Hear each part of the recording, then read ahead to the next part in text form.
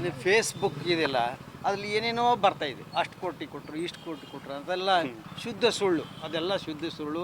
ಯಾವುದು ನಾವು ಯಾರ ಹತ್ರನೂ ದುಡ್ಡು ಕೇಳಿಲ್ಲ, ಯಾರು ಕೊಡೋಕ್ಕೂ ಬಂದಿಲ್ಲ. ಅದೆಲ್ಲ ಶುದ್ಧ ಸುಳ್ಳು. ಅದು ಯಾಕೆ ಹಂಗೆ ಆಗ್ತಾರೋ ಅದೇನು ಫೇಸ್ಬುಕ್ಕು ನಮಗಂತೂ ಅರ್ಥ ಆಗ್ತಿಲ್ಲ. ಅದರಿಂದ ಯಾರ ಕಡೆಯಿಂದನೂ ನಾವು ದುಡ್ಡು ಇಸ್ಕೊಂಡಿಲ್ಲ, ಯಾರೂ ನಮ್ಗೆ ಬಂದು ಕೊಡೋಕ್ಕೆ ಹೋಗಿಲ್ಲ, ಅವ್ರ ಸಂಪರ್ಕದಲ್ಲಿ ನಾವು ಯಾರೂ ಇಲ್ಲ. ಅದರಿಂದ ನಾವು ಏನು ಫೇಸ್ಬುಕ್ನ ಮಹಾಶಯರಿಗೆ ಹೇಳ್ತೀವಿ, ಇದ್ದ ಸಂಗತಿ ಏನಾರ ಇದ್ರೆ ತಮ್ಮ ಪರಿಪೂರ್ಣ ಗೊತ್ತಿದ್ರೆ ಹಾಕ್ರಿ, ಅಂತೆ ಕಂತಿ ವಿಚಾರಗಳು ಹಾಕಿ ಜನರನ್ನೆಲ್ಲ ದಿಕ್ ತಪ್ಪಿಸ್ಬೇಡ್ರಿ ಅಂತ ನಾವು ಕೇಳ್ಕೊಂತೀವಿ. ಅವ್ರು ಬಂದರು ಇವ್ರು ಬಂದರು ನೀವು ಬಂದರು 10 ಕೋಟಿ ಕೊಟ್ಟರು 20 ಕೋಟಿ ಕೊಟ್ಟರು 10 ಪೈಸನ ನಾವು ಇಸ್ಕೊಂಡಿಲ್ಲ, 10 ಪೈಸನ ಇಸ್ಕೊಂಡಿಲ್ಲ ಅವ್ರ ಹತ್ರ. ಅವ್ರ ಸಂಪರ್ಕದಲ್ಲೂ ಇಲ್ಲ. ದಯಮಾಡಿ ಅವ್ರಿಗೆ ಯಾರು ಫೇಸ್ಬುಕ್ ಅವ್ರ ಅಭಿಮಾನಿಗಳು ಇರಲಿ, ಸಂತೋಷ, ಏನು ಬೇಕಾದರೂ ಆಗಲಿ. ಆದರೆ ಸುಳ್ಳು ಮಾಧ್ಯಮದಲ್ಲಿ ಇದನ್ನು ಮಾಡೋಕ್ಕೆ ಹೋಗಬೇಡ್ರಿ.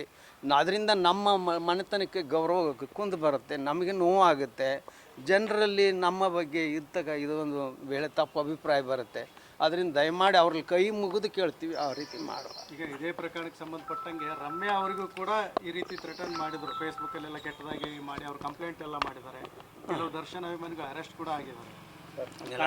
ಅದು ಕಾನೂನು ಸುಪ್ರೀಂ ಕೋರ್ಟ್ನಲ್ಲಿ ಅವ್ರದ್ದು ರದ್ದಾಗಿದೆ. ಅವ್ರನ್ನ ಅರೆಸ್ಟ್ ಮಾಡಬೇಕಂತ ಆರ್ಡರ್ ಆಗಿದೆ. ಇದು ನಮಗೆ ನ್ಯಾಯದ ಬಗ್ಗೆ ಇನ್ನೂ ಹೆಚ್ಚಿನ ಒಂದು ನಂಬಿಕೆ ಅದೆಲ್ಲ ಬಂದಿದೆ. ಹೈಕೋರ್ಟ್ನಾಗ ಅವ್ರಿಗೆ ಬೇಲ್ ಸಿಕ್ಕಾಗ ನಮಗೆ ಸ್ವಲ್ಪ ಆತಂಕ ಆಗಿತ್ತು. ಆದರೆ ಸರ್ಕಾರದವರು ದೊಡ್ಡ ಮನಸ್ಸು ಮಾಡಿ ಇದೊಂದು ವಿಶೇಷ ತನಿಖೆ ಅಂತಂದು ಸುಪ್ರೀಂ ಕೋರ್ಟ್ಗೆ ಅಪೀಲ್ ಮಾಡಿದ್ದು ನಮಗೆ ಭಾಳ ಇದಾಗಿತ್ತು. ಅದರಂತೆ ನ್ಯಾಯವಾದಿಗಳ ಒಂದು ತೀರ್ಮಾನ, ನ್ಯಾಯಮೂರ್ತಿಗಳು ಇವತ್ತು ಆ ಬೇಲ್ ರದ್ದು ಮಾಡಿದ್ದಾರೆ. ಅದಕ್ಕೆ ನಾವು ಇಡೀ ಕರ್ನಾಟಕದಲ್ಲಿ ತಿಳಿದೋದೇನೆಂದರೆ ಯಾವುದೇ ಅಪರಾಧಿ ತಕ್ಷಣಕ್ಕೆ ಸಾಧ್ಯ ಇಲ್ಲ ಅನ್ನೋ ಒಂದು ಹೈಕೋರ್ಟ್ ಸುಪ್ರೀಂ ಕೋರ್ಟು ಎಲ್ಲರಿಗೂ ತಿಳಿಸ್ಕೊಟ್ಟಂಗಾಗಿದೆ. ಇದರಿಂದ ನಮಗೆ ಒಂದು ರೀತಿ ಸಮಾಧಾನ ಇದೆ.